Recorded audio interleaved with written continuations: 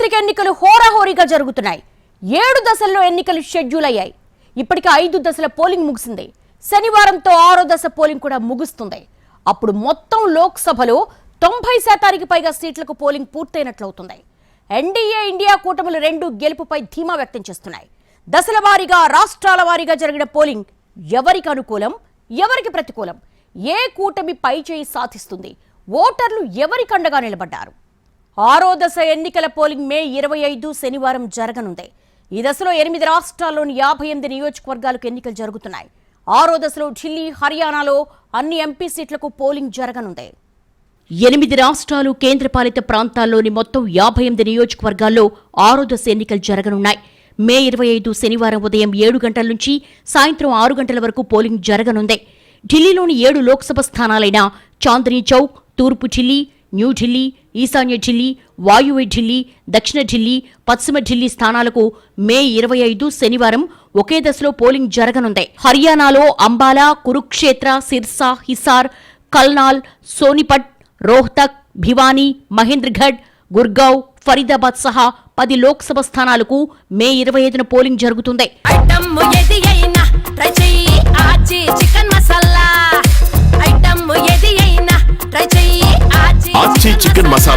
6వ దశ లోక్సభ ఎన్నికలు దేశ రాజధాని ఢిల్లీతో సహా మొత్తం 6 రాష్ట్రాలు, 2 కేంద్రపాలిత ప్రాంతాల్లో 58 నియోజకవర్గాలకు జరగనున్నాయి. బీహార్ 8 సీట్లు, హర్యానా 10 సీట్లు, జమ్మూ కాశ్మీర్ 1 సీటు, జార్ఖండ్ 4 సీట్లు, ఢిల్లీ 7 సీట్లు, ఒడిషా 6 సీట్లు, ఉత్తరప్రదేశ్ 14 సీట్లు, పశ్చిమ బెంగాల్ 8 సీట్లుగాను మొత్తం 889 మంది అభ్యర్థులు పోటీ చేయనున్నారు. లాజిస్టికల్, కమ్యూనికేషన్ అండ్ కనెక్టివిటీకి సంబంధించి అడ్డంకుల కారణంగా గత నెలలో ఎన్నికల సంఘం జమ్మూ కాశ్మీర్లోని అనంతనాగ్, రాజౌరి లోక్సభ స్థానానికి పోలింగ్ తేదీని మే 7 నుంచి మే 25కు మార్చింది. మే 25న ఎన్నికలు జరిగే లోక్సభ నియోజకవర్గాల పరిధిలో మే 23 గురువారం సాయంత్రం 6 గంటల నుంచి మే 25 శనివారం సాయంత్రం 6 గంటల వరకు మద్యం అమ్మకాలు ఉండవు. ఢిల్లీ, గుర్గాం, ఫరీదాబాద్లోని అన్ని మద్యం దుకాణాలను ఆ రోజుల్లో మూసివేస్తారు. అలాగే లోక్సభ ఎన్నికల ఫలితాలు ప్రకటించే రోజైన జూన్ 4ను కూడా మద్యం అమ్మకాలు ఉండవు. నిష్పక్షపాతంగా, పారదర్శకంగా ఎన్నికలు నిర్వహించేందుకు పోలింగ్లో పాల్గొనే నగరాలు ఎన్నికల రోజైన డ్రై డేను తప్పనిసరిగా పాటించాలని ఈసీ ఆదేశించింది. 6వ దశ ఎన్నికలకు ఉత్తరప్రదేశ్లో అత్యధికంగా 14 పార్లమెంటరీ నియోజకవర్గాల నుంచి 470, హర్యానాలో 10 నియోజకవర్గాల నుంచి 370 నామినేషన్లు వచ్చాయి. ఈ దశలో ఒక్కో పార్లమెంటరీ నియోజకవర్గానికి పోటీ చేసే అభ్యర్థుల సగటు సంఖ్య 15 అని ఈసీ పేర్కొంది. 6వ దశలో పోలింగ్ జరిగే 58 లోక్సభ నియోజకవర్గాల్లో గత ఎన్నికల్లో ఎక్కువ సీట్లను ఎన్డీఏ కూటమి గెలుచుకుంది. ఈసారి ఇండియా ఫోరం ఈ 58 స్థానాల్లో మెజార్టీ సీట్లు గెలుచుకుంటే అధికారానికి దగ్గరయ్యే ఛాన్స్ ఉంటుంది. మరి ఏ కూటమికి ఓటర్లు పట్టం కట్టారనేది ఆసక్తి రేపుతున్న అంశం.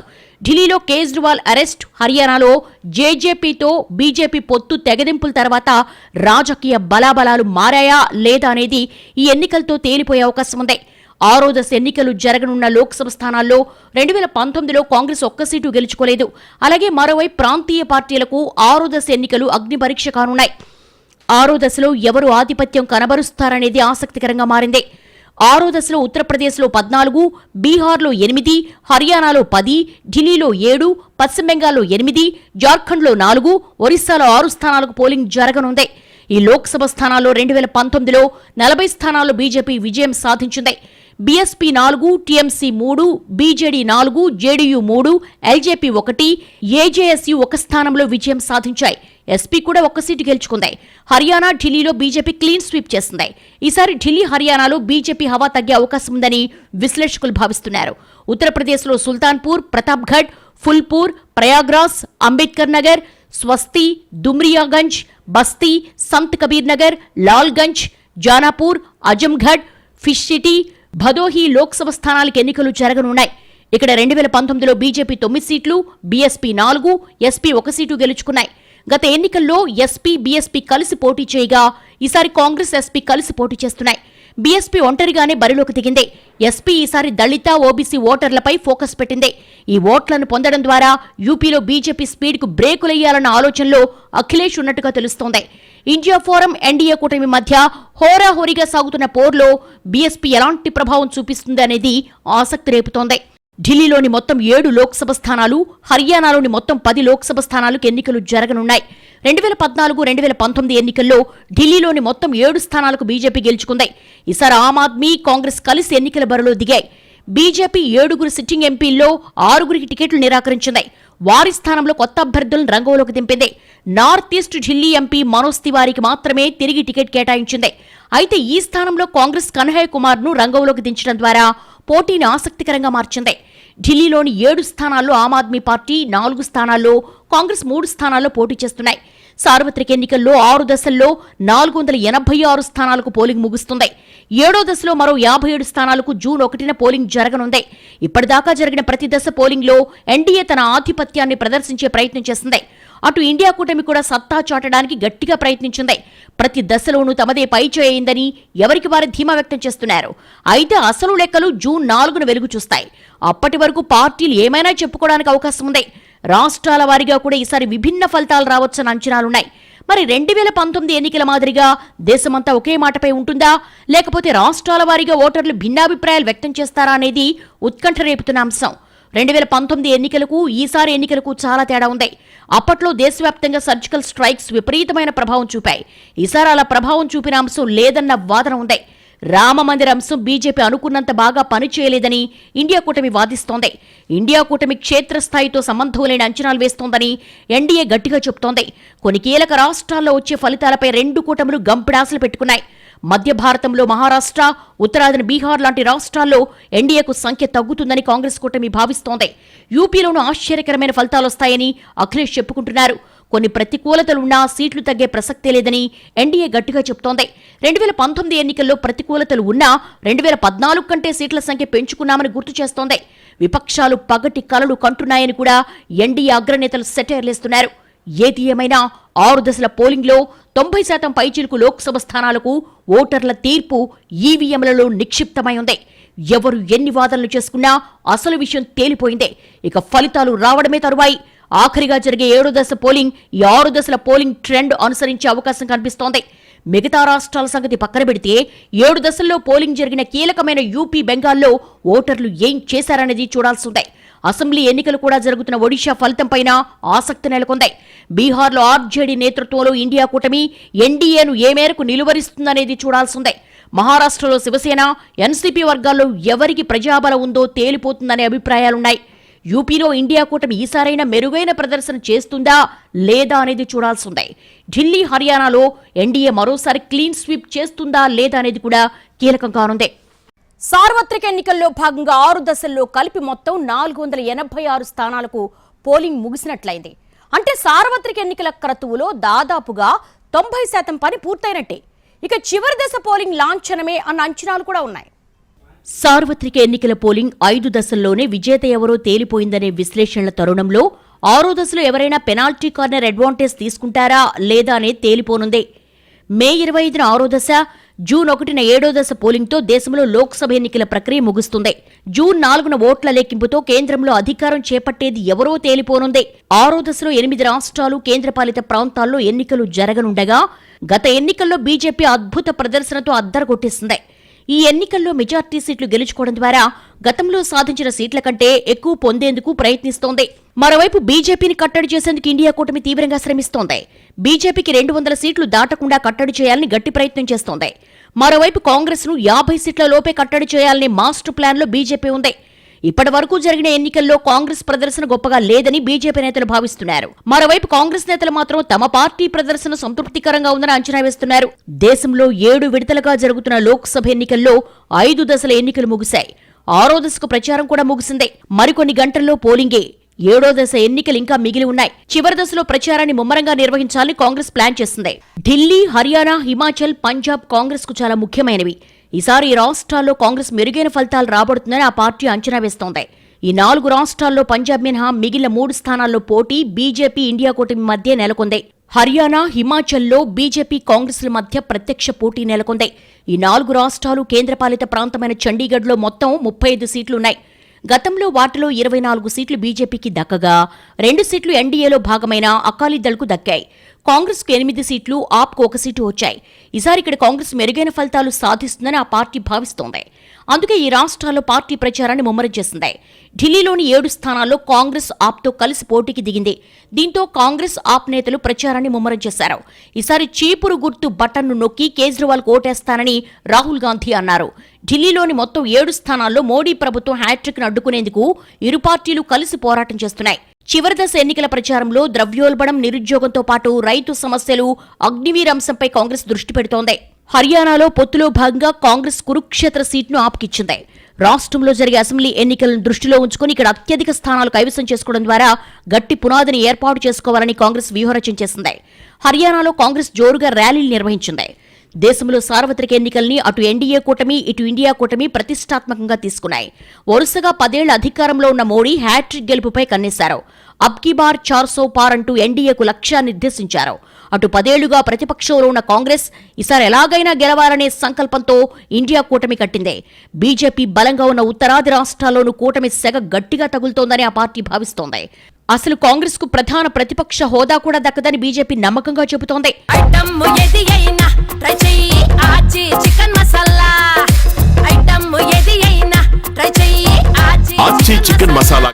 ఇలా రాజకీయ ఆరోపణలు, ప్రత్యారోపణలు చేసుకుంటున్న తరుణంలోనే సార్వత్రిక ఎన్నికల నోటిఫికేషన్ వచ్చేసింది. సార్వత్రిక ఎన్నికలు 7 దశల్లో జరపాలని ఈసీ నిర్ణయించింది. ఇప్పటికే 5 దశల పోలింగ్ ముగిసింది. 6వ దశ పోలింగ్ కూడా ముగిస్తే దాదాపుగా 90% పైగా ఎంపీ సీట్లకు ఎన్నికలు ముగిసినట్లే. ఏప్రిల్ 19న తొలి విడతలో 102 స్థానాలకు పోలింగ్ జరిగింది.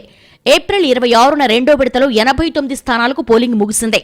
మే 7న మూడో విడతలో 94 స్థానాలకి, మే 13న 4వ విడతలో 96 స్థానాలకు పోలింగ్ జరిగింది. ఇక మే 20న 5వ విడతలో 49 స్థానాల్లో పోలింగ్ జరిగింది. మే 25న 6వ విడతలో 58 స్థానాలకు పోలింగ్ ఉంది. మొత్తంగా 6 విడతలు పూర్తయ్యేసరికి 486 స్థానాల్లో పోలింగ్ ముగుస్తుంది. జూన్ 1న 7వ విడతలో 57 స్థానాలకు ఓటింగ్ ఉంది. తొలి దశలో తమిళనాడు, రెండో దశలో కేరళ, మూడో దశలో గుజరాత్, కర్ణాటకలో అన్ని స్థానాలకు పోలింగ్ పూర్తయింది. 4వ దశలో ఏపీ, తెలంగాణ, 5వ దశలో మహారాష్ట్రలో అన్ని స్థానాల్లో పోలింగ్ ముగిసింది. 6వ దశలో ఢిల్లీ, హర్యానాలో పోలింగ్ ముగుస్తుంది. కీలకమైన యూపీ, బెంగాల్, బీహార్లో ఇంకా కొన్ని స్థానాలకు పోలింగ్ జరగాల్సిందే. ఈసారి ఫలితాలకు ఉత్తరాది రాష్ట్రాల కంటే దక్షిణాదే కీలకమని ముందు నుంచి అంచనాలున్నాయి. దక్షిణాది రాష్ట్రాలు అన్నిటిలో ఇప్పటికే పోలింగ్ పూర్తయింది. అక్కడ తమకే ఎక్కువగా సీట్లు వస్తాయని 2 కూటములు ధీమాగానే ఉన్నాయి. అయితే విలక్షణంగా ఆలోచించే సౌత్ ఓటర్లు ఈసారి ఏం చేశారనేది ఫలితాలు వచ్చాకే తెలియనుంది. పోలింగ్ సరళి చూసినా రాష్ట్రానికి ఓ రకంగా ఉంది. అసెంబ్లీ ఎన్నికలు జరిగిన ఏపీలో రికార్డు స్థాయి పోలింగ్ నమోదైతే మిగతా రాష్ట్రాల్లో ఓటర్లలో అంత ఉత్సాహం కనిపించలేదు. ఏప్రిల్ 19న జరిగిన తొలిదశ ఎన్నికల్లో 66.14% పోలింగ్ నమోదైంది. 2019 సార్వత్రిక ఎన్నికల తొలిదశలో 69.43% ఓటింగ్ జరిగింది. ఏప్రిల్ 26న జరిగిన రెండో విడత పోలింగ్లో 66.71% పోలింగ్ నమోదైతే 2019లో జరిగిన రెండో విడతలో 69.64% ఓటింగ్ నమోదైంది. మే 7న జరిగిన మూడో దశ పోలింగ్లో 65.68% మంది ఓటు హక్కు వినియోగించుకుంటే 2019 సార్వత్రిక ఎన్నికల మూడో దశలో 68.4% ఓటు వేశారు. మే 13న జరిగిన 4వ దశ పోలింగ్లో 69.16% నమోదైంది. 2019 పార్లమెంట్ ఎన్నికలతో పోలిస్తే ఈ దశలో 3.65% ఎక్కువ ఓటింగ్ నమోదైంది. 5వ దశలో 62% పోలింగ్ నమోదైంది. దీంతో తగ్గిన ఓటింగ్ ఎవరికి లాభం, ఎవరికి నష్టం అన్న చర్చ మొదలైంది. ప్రభుత్వంపై సానుకూలత ఉంది. మళ్లీ అదే సర్కారు వస్తుందనుకున్నప్పుడే పోలింగ్ శాతం తగ్గుతుందని ఎన్డీఏ చెప్పుకుంటోంది. కానీ ప్రతిసారి అలాగే జరగాలని రూలేం లేదని ఇండియా కూటమి చెబుతోంది. ఓటింగ్ శాతం తగ్గినా తమ గెలుపు అవకాశాలకు ఢోకా లేదంటోంది. ఉత్తరాదిలోనూ పోలింగ్ శాతం తగ్గింది. బీజేపీకి గతంలో మంచి మెజార్టీలు వచ్చిన ప్రాంతాలతో పాటు ఇండియా కూటమికి బలముందని భావిస్తున్న చోట కూడా ఓటర్లలో నిరాసక్తత కనిపించింది. ఈ ట్రెండ్ ఎలా అర్థం చేసుకోవాలో తెలియని పరిస్థితి. దీంతో పార్టీలని పైకి ధీమా వ్యక్తం చేస్తూనే లోలోపల అనుమానపడుతున్నాయి. దేశంలో మొత్తంగా 543 లోక్సభ నియోజకవర్గాలున్నాయి. 6వ దశతో కలిపితే 486 సీట్లకు పోలింగ్ పూర్తవుతుంది. అధికారం ఎవరిదో దాదాపు తేలిపోయినట్లేనని పోల్ పండితులు లెక్కలేస్తున్నారు. చివరి దశ పోలింగ్ లాంఛనమేనని, అసలు యుద్ధం ముగిసినట్లేనని చెప్తున్నారు. ఎన్డీఏ, ఇండియా కూటములు కూడా భారీ సంఖ్యలో చెబుతూ తామే గెలుస్తామని చెప్పుకుంటున్నాయి. కానీ వాస్తవ సంఖ్యలు ఎవరిని గెలిపిస్తాయనేది చూడాల్సిందే. పోలింగ్ సరళి అంతటా ఒకేలా లేదు. రాష్ట్రానికి ఓ రకంగా ఉంది. పెద్ద రాష్ట్రాల్లో అయితే ప్రాంతానికి ఓ రకంగా మారింది. అనూహ్యమైన పోలింగ్ సరళిని చూసిన తర్వాత రాజకీయాల్లో తల పండిన సీనియర్లు కూడా ఖచ్చితంగా ఇది సంగతి అని ధైర్యంగా చెప్పలేకపోతున్నారు. బీజేపీకి బాగా పట్టున్న రాష్ట్రాల్లోనూ ఇండియా కూటమికి అడ్వాంటేజ్ గా కొన్ని అంశాలు కనిపిస్తున్నాయి. కానీ వాటిని ప్రతిపక్షాలు ఎంతవరకు క్యాష్ చేసుకున్నాయనేది తేలాల్సిందే. అటు ప్రతిపక్షాలు అధికారంలో ఉన్న రాష్ట్రాల్లోనూ ఎన్డీఏకు అడ్వాంటేజ్ కనిపించింది. ఈ అవకాశాన్ని తాము రెండు చేతులు అందిపుచ్చుకున్నామనేది ఎన్డీఏ మాట. ఈసారి ప్రతిపక్ష పాలిత రాష్ట్రాలన్నింటిలోనూ ఎన్డీఏకి అధిక సంఖ్యలో సీట్లు వస్తాయని ఎన్డీఏ ధీమాగా ఉంది. సార్వత్రిక ఎన్నికల్లో ప్రచారం అయితే హోరాహోరీగా జరిగింది. మరి కౌంటింగ్ రోజు ఫలితాలు కూడా అలాగే వస్తాయా లేదా అనేదే ఇప్పుడు చర్చ. అటు ఎన్డీఏ ఇటు ఇండియా కూటములు రెండు ఏకపక్ష ఫలితాలనే ఊహిస్తున్నాయి. ఎన్నికల షెడ్యూల్ విడుదల కాకముందే బీజేపీ గెలుపుపై ధీమాగా ఉంది. వరుసగా మూడోసారి అధికారంలోకి రాబోతున్నామని చెప్తున్న ప్రధాని మూడోసారి ప్రభుత్వాన్ని ఏర్పాటు చేసిన వెంటనే చేయాల్సిన పనులపై 100 రోజుల బ్లూ ప్రింట్ సిద్ధం చేసుకున్నారు. కూటమిగా 400, సొంతంగా 370 గెలవాలి అన్నది లక్ష్యంగా బీజేపీ ప్రకటించుకుంది. మరోవైపు కాంగ్రెస్తో పాటు ఇండియా కూటమి నేతలు ప్రభుత్వ ఏర్పాటు కావలసిన స్థాయిలో బీజేపీకి సీట్లు రావని ప్రచారం చేస్తున్నారు. ప్రతి రాష్ట్రంలోనూ పోలింగ్కు ముందు ప్రచార సరళి, తర్వాత పోలింగ్ రోజు సరళిని పార్టీలు బేరీజ్ వేసుకున్నాయి. ఎక్కడ వ్యూహం వర్కౌట్ అయింది, ఎక్కడ వర్కౌట్ కాలేదు అనేది సమీక్షిస్తున్నాయి. కొన్ని చోట్ల నియోజకవర్గాల వారీగా కూడా సమీక్షలు జరుగుతున్నాయి. ప్రముఖులు బరిలో ఉన్న నియోజకవర్గాల్లో గెలుపును రెండు కూటములు ప్రతిష్టాత్మకంగా తీసుకున్నాయి. ఈసారి సార్వత్రిక ఎన్నికల పోలింగ్లో దక్షిణాదికి ప్రాధాన్యత దక్కింది. మరి ఫలితాలొచ్చాక దక్షిణాది రాష్ట్రాలు ఏం తేల్చనున్నాయనేది ఆసక్తికరం. ఈసారైనా కేంద్రంలో కీలక పాత్ర పోషించాలని ఆశిస్తున్న దక్షిణాది ఆశ నెరవేరుతుందా లేదా అనేది చూడాలి. యూపీలో ఓటర్ల నాడి అలాగే ఉందా మారిందా అనేది కూడా కీలకమే. బెంగాల్, ఒడిషా ఫలితాలు కూడా ఎన్డీఏ ఇండియా కూటమిల అంచనాలు తారుమారు చేయొచ్చన్న అంచనాలున్నాయి. బీహార్, మహారాష్ట్రలో వచ్చే ఫలితాలు కూడా గెలుపు సమీకరణాల్ని మారుస్తాయన్న వాదన గట్టిగా వినిపిస్తోంది. మరి అంతిమ ఫలితం ఎవరిని మురిపిస్తుందనేది చూడాలి. ఈసారి పోల్ ఎజెండా విషయంలోనూ పార్టీలు పిల్లి మొగ్గలేశాయి. నోటిఫికేషన్ రాకముందే వ్యూహరచన పూర్తయిందని సొంత డబ్బాలు కొట్టుకున్నారు నేతలు. తీరా తొలిదశ పోలింగ్కు ముందు ఒకలా, తర్వాత మరోలా ప్రచార సరళి మారిపోయింది. ఎన్డీఏ, ఇండియా కూటములు రెండూ ప్రచారంలో టర్న్ తీసుకున్నాయి. దీంతో కూటముల గేమ్ ప్లాన్ ఏమిటనేది ఆసక్తికరంగా మారింది. అసలు భావోద్వేగాల ఊసే లేకుండా మొదలైన సార్వత్రిక ఎన్నికల ప్రచారం తొలిదశ పోలింగ్ ముగిశాక అనూహ్యంగా భావోద్వేగ అంశాల చుట్టూనే తిరిగింది. పాలక ప్రతిపక్ష నేతల్లో ఎవ్వరూ ఓ స్థిరమైన ఎజెండాకు కట్టుబడి ప్రచారం చేయలేదు. ప్రచార సరళి ఎటుంటే ఆ ఫ్లోలో కొట్టుకుపోయినట్టే కనిపించింది. ప్రచార ప్రవాహ వేగాన్ని బట్టి ఎజెండా దిశ మార్చిన పార్టీలు గేమ్ ప్లాన్ మార్చుకోవడానికి ఎక్కువ టైం తీసుకోలేదు. ఎక్కడ వెనుకబడిపోతామో అన్న తొందరలో, ప్రత్యర్థి ఎత్తుకు పై ఎత్తేయాలనే తాపత్రయంలో ఎన్డీఏ, ఇండియా కూటములు రాష్ట్రానికి ఓ రకంగా ప్రచారం చేయడానికి కూడా వెనకాడలేదు. జాతీయ అంశాలు ప్రస్తావించారు. అవసరం అనుకున్న చోట ప్రాంతీయ అంశాలను లేవనెత్తారు. మరీ తప్పదనుకున్న చోట స్థానిక నియోజకవర్గాల వారి సమస్యలను కూడా పరిష్కరిస్తామని హామీలిచ్చారు. గెలుపు మలుపు అనుకున్న ప్రతి దారిలోనూ ప్రయాణించారు. సార్వత్రిక ఎన్నికల ప్రచారం మొదలైనప్పుడు ఎన్డీఏ వికసిత భారత్ను ఫోకస్ చేసింది. బలమైన భారత్, బలమైన ప్రధాని అంది. ఇక ఇండియా కూటమైతే ద్రవ్యోల్బణం, నిరుద్యోగం లాంటి అంశాలు ప్రస్తావించింది. కానీ తొలిదశ పోలింగ్ ముగియగానే పార్టీలు ట్యూన్ మారిపోయింది. కాంగ్రెస్ మైనార్టీలను బుజ్జగిస్తోందని బీజేపీ మండిపడింది. ముస్లిం రిజర్వేషన్లు ఇవ్వాలని చూస్తోందని, అవి రాజ్యాంగ విరుద్ధమని వాదించింది. అటు కాంగ్రెస్ కూడా ఎదురుదాడికి దిగి మోడీ మళ్లీ ప్రధానైతే రాజ్యాంగాన్ని మార్చేస్తారని, రిజర్వేషన్లు రద్దు చేస్తారన్న ప్రచారం ఎత్తుకుంది. ఇక దశల వారీగా పోలింగ్ ముగుస్తున్న కొద్దీ ప్రచారానికి మరింత భావోద్వేగ జోడింపులు పెరిగిపోయాయి. రామ మందిరం చుట్టూ రాజకీయం తిరిగింది. సీఏఏ మళ్లీ చర్చలోకొచ్చింది. అడపాదడపా యూనిఫామ్ సివిల్ కోడ్ ను ప్రస్తావించారు. పీఓకే స్వాధీనానికి డెడ్ లైన్ కూడా పెట్టే పరిస్థితి వచ్చేసింది. సార్వత్రిక ఎన్నికల పోలింగ్ మొదలయ్యే ముందు పార్టీలకున్న దృక్కోణం తర్వాత ఎందుకు మారిందనేది చర్చనీయాంశంగా మారింది. పోలింగ్ శాతం తగ్గేసరికి నేతల మనోధైర్యం సన్నగిల్లిందా అన్న ప్రశ్నలు తెరపైకొచ్చాయి. ఓటేసే కొంతమంది ఓటర్లను ఆకట్టుకోవాలన్నా, మరింతమంది ఓటర్లను బూతులకు రప్పించాలన్నా ఎమోషన్ లేకుండా కుదరదని పార్టీలు ఫిక్స్ అయినట్టు కనిపిస్తోంది. దీంతో ఎన్డీఏ, ఇండియా కూటములు పోటాపోటీగా నెగిటివ్ ప్రచారానికి తెరతీశాయి. మరి ఈ ఫీట్ ను ఓటర్లు ఎలా రిసీవ్ చేసుకున్నారనేది తేలాల్సిందే. 5 దశల పోలింగ్ ముగిసినా క్షేత్రస్థాయిలో ఎక్కడా ఏ కూటమికి మొగ్గన్న పరిస్థితి కనిపించడం లేదని పరిశీలకులు అభిప్రాయపడుతున్నారు. ఓటర్లు గుంభనంగా ఓటేశారని, ఎక్కడా బయటపడలేదన్న చర్చ జరుగుతోంది. దీంతో రెండు కూటముల్లోనూ ఫలితాలపై ఉత్కంఠ నెలకొంది. ఎన్నికలకు ముందు ధీమాతో చాలా అంచనాలు వేసినా ఇప్పుడవి నిజమవుతాయా లేదా అనే భయం పట్టుకున్నట్టుగా కనిపిస్తోంది. దీంతో 6వ దశ పోలింగ్ పై అందరిలో ఎక్కడలేని ఆసక్తి వ్యక్తమవుతోంది. ఏది ఏమైనా 400 పార్ నినాదం నుంచి పక్కకు రావడానికి ఎన్డీఏ సుముఖంగా లేదు. ఇండియా కూటమి మాత్రం బీజేపీకి 150 దాటవనేదాకా మాట్లాడుతోంది. కొంతమంది పోల్ పండితుల అంచనాలు రెండు కూటముల ఆశలకు భిన్నంగా ఉన్నాయి. ఎన్డీఏకు 400 సీట్లు రావన్న వాదనతో ఏకీభవిస్తూనే మోడీ అధికారం నిలబెట్టుకుంటారన్న అభిప్రాయం వ్యక్తం చేస్తున్నారు. దీంతో ఏ కూటమికి ఎంత నంబర్ వస్తుందనేది ఆసక్తికరంగా మారింది. ఇప్పటి వరకు ముగిసిన 5 విడతల పోలింగ్లో ఎవరికెన్ని సీట్లు వస్తాయి, 6వ దశ పోలింగ్ ఎవరికి అడ్వాంటేజ్ అవుతుంది, అంతిమంగా 7వ దశలో ఓటర్లు ఏం చేస్తారనేది చూడాల్సిందే.